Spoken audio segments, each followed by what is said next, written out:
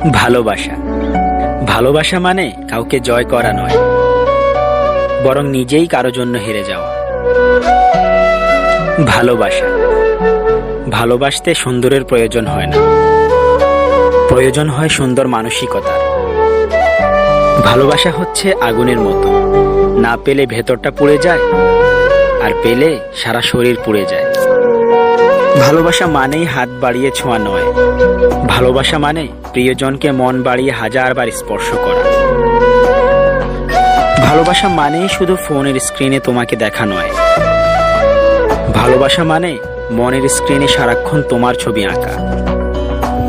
ভালোবাসা মানে সৌন্দর্যের প্রতি দুর্বল হয়ে যাওয়া নয়, ভালোবাসা মানে অদৃশ্য একটা টান বুকের মধ্যে বিরাজ করা।